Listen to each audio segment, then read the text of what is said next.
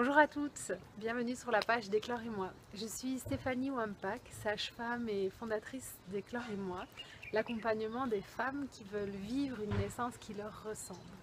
Alors avec cette vidéo aujourd'hui, j'avais envie de vous partager 4 repères à avoir pour vous positionner correctement au moment de la poussée de votre bébé.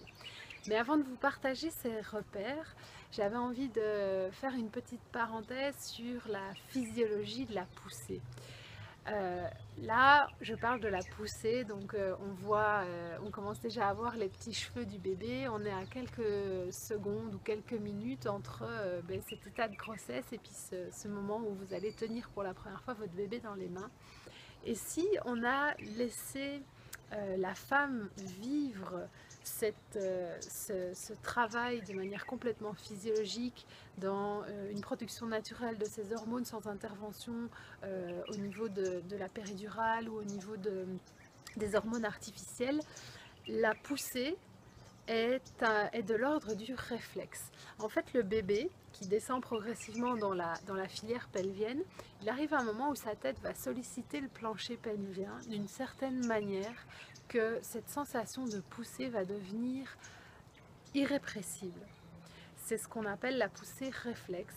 C'est un moment où les sensations changent complètement et où la femme va se mettre à produire une hormone assez différente de ce qu'elle produisait jusqu'à ce moment-là.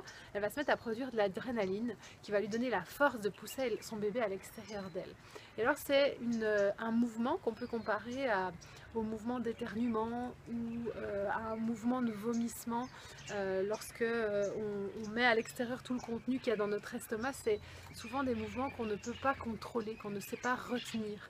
Et c'est la même chose avec la poussée du bébé lorsqu'on le vit de manière complètement physiologique, sans intervention, et que bien sûr on est en dehors de toute urgence et que maman va bien, bébé va bien, et on a le temps de le laisser faire son petit chemin et de descendre jusqu'à ce que la maman puisse sentir cette sensation.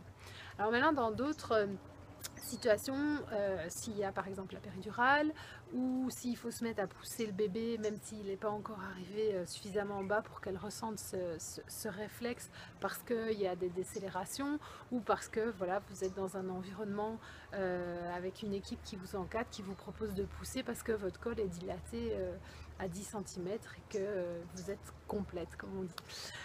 Alors là, il y a donc 4 repères que vous pouvez avoir.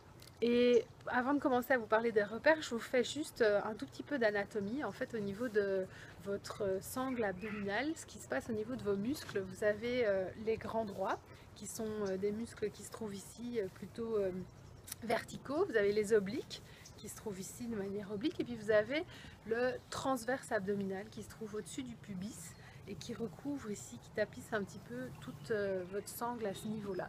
Alors le rôle du transverse abdominal, en fait, c'est de maintenir les organes à l'étage.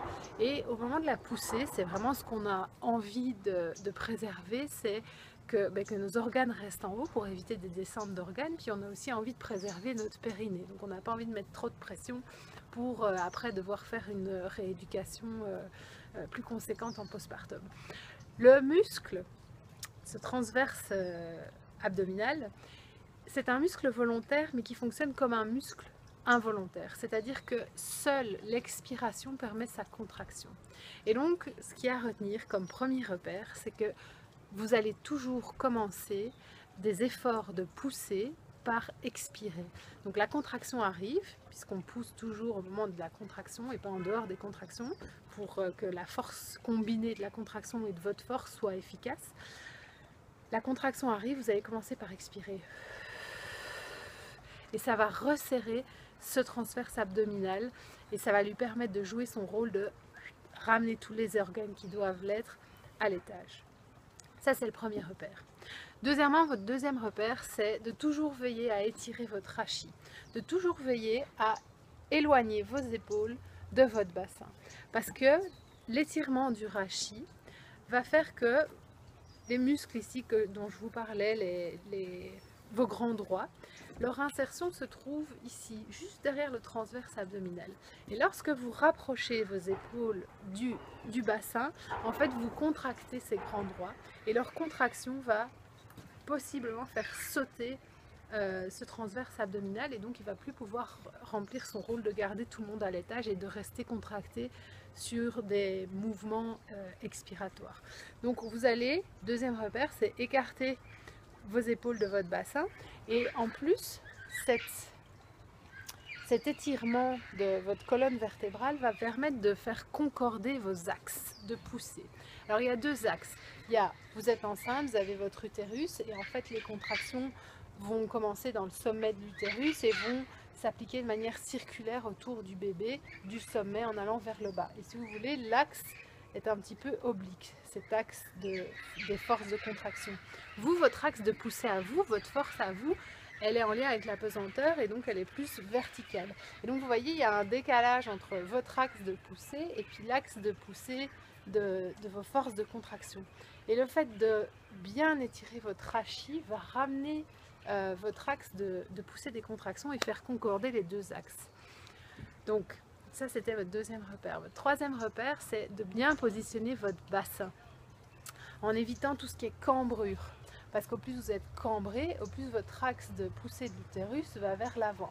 Et donc c'est bien basculer le bassin en pensant à ramener le pubis un petit peu vers le plafond pour justement encore favoriser cette concordance. Ce qui peut vous aider pour bien positionner votre bassin, c'est de veiller à plier vos jambes avec un angle entre votre fémur et votre colonne vertébrale inférieur à 90 degrés.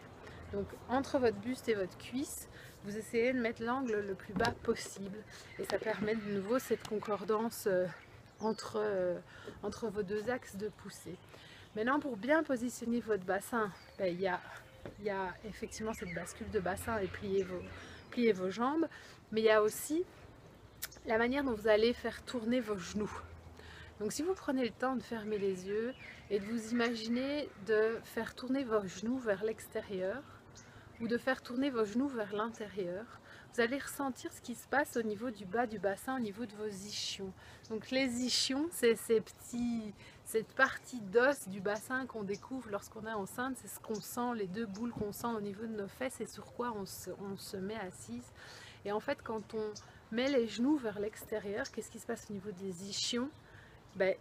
Ils se rapprochent. Quand on met les genoux en rotation interne, donc on tourne plutôt les genoux vers l'intérieur, les ischions s'écartent. Et comme on est au niveau de la poussée, bébé est déjà bien bas dans la filière pelvienne et donc on a envie de plutôt écarter le bas du bassin que le haut du bassin. Et on va favoriser des positions où non seulement les genoux seront repliés vers le buste, mais où ils seront tournés plutôt vers l'intérieur que vers l'extérieur pour ouvrir ce bas du bassin. Donc ça c'était le troisième repère, c'est positionner convenablement votre bassin. Et alors la quatrième chose, c'est au niveau de votre diaphragme respiratoire. Votre diaphragme ici, respiratoire, cette coupole qu'il y a en dessous de votre cage thoracique, elle est en lien avec votre diaphragme pelvien. Cette coupole qui va s'ouvrir progressivement au passage du bébé. Et en fait vous avez envie de laisser de la place à ce diaphragme, et donc c'est des positions plutôt où les coudes seront écartés qui permet une ouverture de ce diaphragme respiratoire et donc de ce diaphragme pelvien plutôt que des coudes rapprochés auprès du corps. Et donc ce seront des positions où vous pourrez plutôt pousser sur les genoux ou alors tirer quelque chose derrière vous, par exemple votre conjoint qui est placé derrière vous si vous êtes couché sur le dos, si vous êtes en suspension, c'est quelque chose pour tirer comme ça, qui va vous aider et faire ces mouvements de piston. Donc vos 4 repères, c'est toujours commencer par expirer, c'est penser à étirer votre rachis, à avoir les épaules le plus loin du bassin.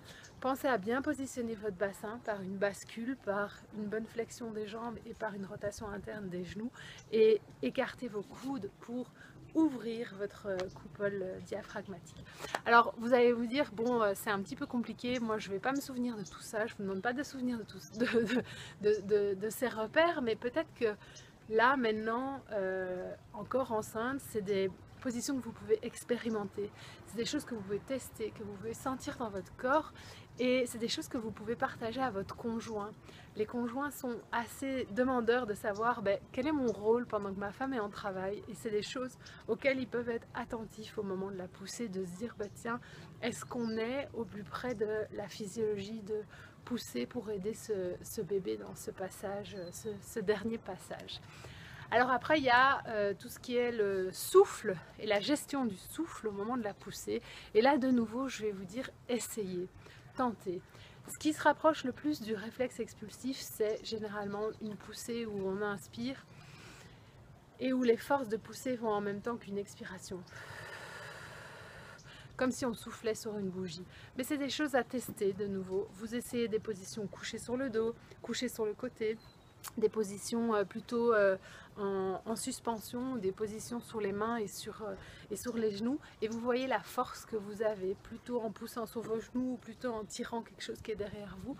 Et vous expérimentez et au moment de pousser votre bébé, vous aurez déjà eu, votre corps aura déjà eu l'expérience et vous pourrez trouver beaucoup plus vite et beaucoup plus facilement ce qui vous convient à vous. Voilà, si vous avez des questions, si vous avez envie d'aller plus loin, si vous avez envie de me partager votre projet de future maman, n'hésitez pas à prendre contact avec moi pour un rendez-vous pour une séance gratuite de 30 minutes qui nous permettra de faire connaissance et de parler de votre projet. Je vous embrasse et je vous dis à la semaine prochaine.